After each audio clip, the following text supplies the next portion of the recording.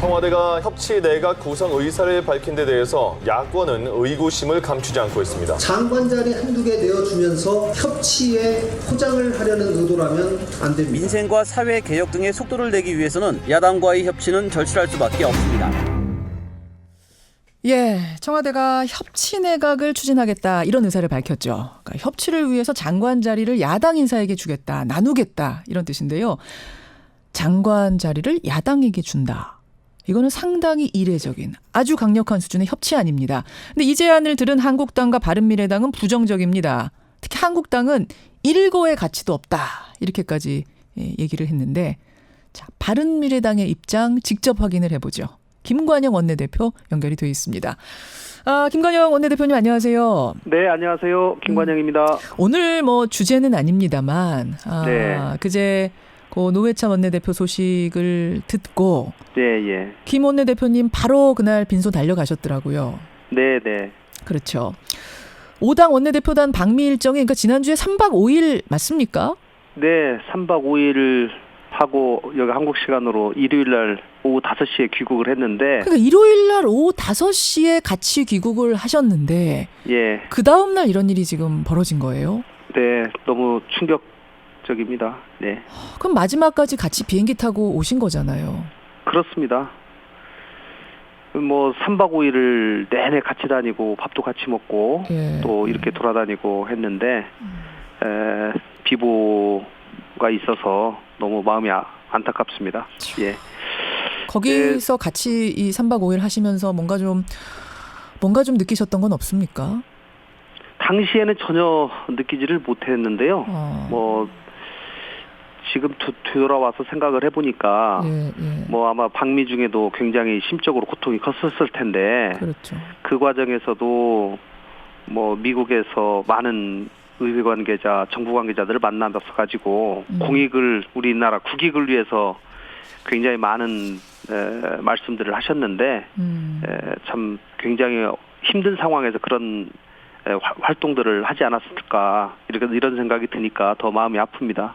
전혀 내색을 안 하셨군요. 그때는 그러니까 활동 네, 중에 뭐 전혀. 해야 될 토론회며 뭐며 기자회견이면 다 한 거예요. 네, 한 번도 빠지지 않았어요. 빠지지 저희가 않고. 뭐 3박 5일 동안 공식 일정만 18개가 있었거든요. 예. 굉장히 빡빡하게 뭐 이렇게 돌아갔는데 한 번도 빠지지 않고 다 참석하셔서 뭐 말씀을 하셨죠.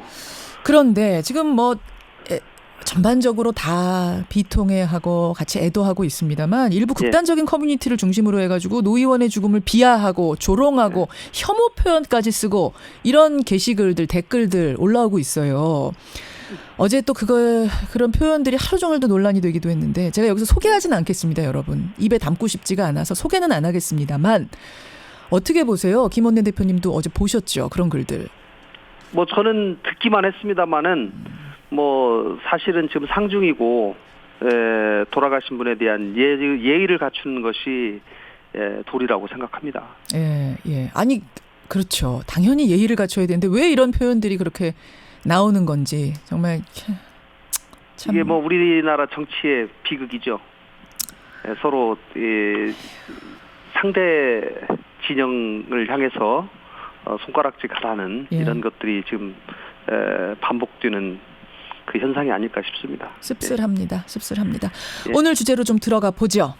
청와대 협치 내각을 추진하겠다. 야당 인사를 장관 자리에 모시겠다. 예. 이런 의견 나왔습니다. 근데 김 원내대표님도 좀 부정적인 입장 내셨더라고요. 예. 어떤 입장이신 거예요? 뭐 부정으로 뭐 해석을 하셔도 되는데요. 저는 뭐 약간 좀 유보적이라고 말씀하시는 게 더 정확하지 않을까 싶은데요. 저는 협치는 꼭 필요하고요. 저희가 협치의 필요성을 그 어느 당보다도 강조를 했고 또 중요한 개혁 법안에 저희 당이 앞장서서 같이 돕겠다.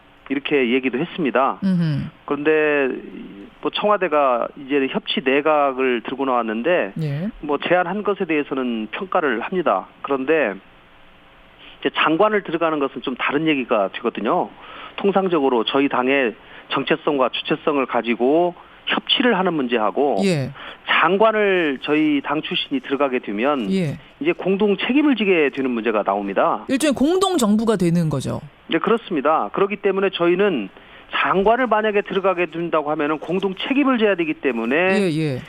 거기 들어가신 장관이 소신을 가지고 제대로 일할 수 있도록 예. 여건을 만들고 거기에 대한 협치에 관한 최소한의 계약이라고 할까요? 그런 것들을 제대로 만들어야 된다라는 얘기고요. 무작정 장관부터 보내라 하는 것은 지금 적절하지 않다고 저는 생각합니다. 그러니까 어떤 전제 조건 장치를 마련한 후에 야당 인사를 장관으로 앉혀야지. 그렇지 않으면 제대로 제 역할 들어간들 못할 거다. 예, 그렇습니다. 무슨 예를 들면 어떤 장치란 게 필요할까요? 서로 연정을 하려면 연정에 관한 협약서가 기본적으로 필요한 거고요. 딱 잘라서 또 연정이다 이런 건 아니더라고요. 그렇습니다. 그렇기 때문에 이게 약간 지금 좀 애매한 상황인데요. 예. 만약에 장관을 들어가게 되면은 통상적으로 장관 보내놓고 정부의 정책에 대해서 이 비판하기가 어렵지 않습니까? 그러지 않겠어요? 아니 뭐 또 그러지 않을 수도 있긴 있죠. 네, 만약에 저희가 뭐 비판을 하게 되면 예. 아니 장관까지 우리가 양보를 해가지고 이렇게 해놓고 이 정부 정책에 대해서 비난하는 굉장히 이율배반적이다 이렇게 비난을 받을 가능성이 있지 않겠습니까? 그렇기 때문에 또 장관을 몇 명 허수아비 장관 세워놓고 야당의 비판을 무마시키려는 그런 의도가 있다라고도 볼 수도 있는 거거든요. 이런 상태에서 들어간들 허수아비 장관밖에 더 되겠느냐? 그렇습니다. 그 말씀은 그러면 아예 그냥 연정이다라고 해서 일종의 계약서에 사인하고 제대로 연정체제 갖춘 다음에 공동정부 꾸린 다음에 장관 자리도 가고 뭐 이렇게 하자는 말씀이세요? 저는 그거 만약에 하려고 하면 그게 정답이라고 생각합니다. 연정하자 하면 하시겠습니까? 그건 저희 당 내에서 의논을 해봐야 되겠습니다만은 저는 개인적으로는 검토해볼 일이다 생각합니다. 검토해볼 일이다. 예. 김관영 원내대표님은 그렇게 보시는군요. 당 바른미래당의 지지자들 사실 스펙트럼이 꽤 넓은데 이 지지자들도 같은 생각 하실까요? 당원들이나? 의원들도 다 생각이 다르니까요. 다르긴 합니다만 일단은 그런데 저는 어쨌든지 이제 연정을 한다고 하는 것은 정책에서 공통분모를 찾아내고 이런 정책은 우리가 같이 추진합시다 라고 하는 것을 정확하게 문서로서 명기하고 그 정책의 공통분모를 찾지 못한 것은 또 각 당이 자기의 정체성을 가지고 또 노력해 나가는 것이거든요. 그런데 지금 장관을 만약에 우리 야당에게 할애하겠다라고 하는 것은 이 여러 가지 협치에 관한 전제 조건, 전제 여건이 성숙되지 지금 않은 면이 있다. 저는 이렇게 보는 겁니다. 그럼 그런 게 아닌 상태에서 장관 자리 준다는 거는 그냥 뭐라고 봐야 돼요, 이거를? 특별한 진정성이 없는 것이다라고밖에 볼 수 없다. 이런 얘기로도 좀 들리는데. 누가 보더라도 지금 예를 들면은 정부의 정책에 대해서 저희가 그동안 이것은 반드시 개선해야 된다라고 하는 것들이 몇 개가 있습니다. 예를 들면 소득주도 성장 정책이라든가 또 탈원전의 속도라든가 이런 것들은 좀 개선을 해야 된다라고 계속 저희가 주장을 해왔는데요. 특히 최저임금 문제 같은 경우도 대통령이 재심의를 해야 된다.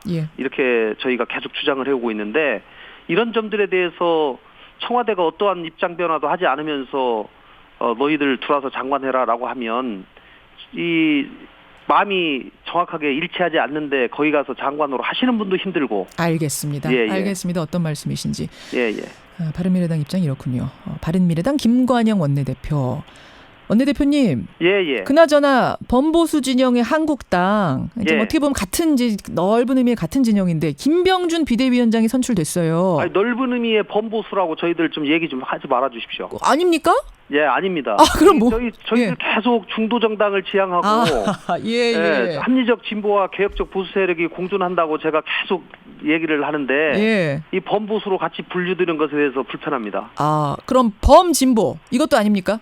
저희는 중도 정당을 지향합니다. 이념보다는 민생 정책에 집중하고 먹고 사는 문제를 해결하는 정당을 지향하고 있습니다. 알겠습니다. 범보수도 아니고 범진보도 아니고 중도로 불러달라. 자, 어쨌든 제가 왜 이 얘기를 꺼냈냐면요. 한국당의 김병준 비대위원장이 바른미래당 분들하고 접촉했다는 얘기가 나와요. 접촉했다는. 예. 그러면서 홍준표 대표가 이젠 아니니까 예. 바른미래당과 자유한국당의 통합 가능성이 더 커진 거 아니냐. 예. 지금 그래서 접촉 시작된 거 아니냐. 이런 얘기 나오거든요. 뭐 그런 얘기들을 하시는 분들도 있는데요. 예. 저는 뭐 시나리오는 뭐 많은 분들이 쓸 수 있다고 생각하는데 한 극장에서 상영되는 연극은 한 편뿐입니다. 그렇죠. 예, 그렇기 때문에 앞으로 저희 당에서 진행되는 상황을 보시면 예. 무슨 자유한국당하고 통합이나 이런 문제는 저는 가능성이 없다고 봅니다. 근데 요새 멀티플렉스 극장이라고 그래가지고요. 한 예. 극장에서도 1관, 2관, 3관, 4관 막 10관까지도 있거든요. 뭐 그럴 수 있죠. 그러나 뭐 저희 당의 지도부가 있는 것이고 예. 또 다양한 그런 이념적 스펙트럼을 가진 분들이 이번 전당대회에 자기의 소신을 가지고 주장하고 결국 당원들로부터 평가받는 거 아니겠습니까? 그렇죠. 예, 그리고 전당대회 후에 또 당대표가 선출될 것이기 때문에 예. 또 그거에 따라서 당의 입장들이 더 명확해지리라고 저는 생각합니다. 하지만 김관영 원내대표 일단 입장은 통합 한국당과 손잡는 거 없다 이 말씀이세요? 지금은 저희가 내실을 다지기 위해서 최선의 노력을 다하고 있고요. 예. 자강의 노력을 하기 위해서 최선을 다하고 있다는 말씀을 드리겠습니다. 하지만 당대표가 이제 전당대회에서 누가 되느냐에 따라서 바뀔 수도 있다는 말씀이시네요? 저는 큰 틀에서는 바뀌지 않을 거라고 생각합니다. 왜냐하면 예, 저희 예. 당의 의원들 30명이 예. 대부분이 지금 뭐 매주 아침 7시에 모여가지고 2번씩 정책 워크숍하고 예, 예. 정책 브리핑하고 이렇게 열심히 일하고 있는데요. 예. 지금 인위적인 정계 개편이나 이걸 통해서 당이 새롭게 살아나리라고는 그렇게 생각을 안 하고 있습니다. 대부분의 분위기는 그렇다는 말씀. 예. 알겠습니다. 여기까지 좀 확인을 해보죠. 김관영 원내대표님 고맙습니다. 네, 감사합니다. 바른미래당이었습니다. 김관영 원내대표였습니다.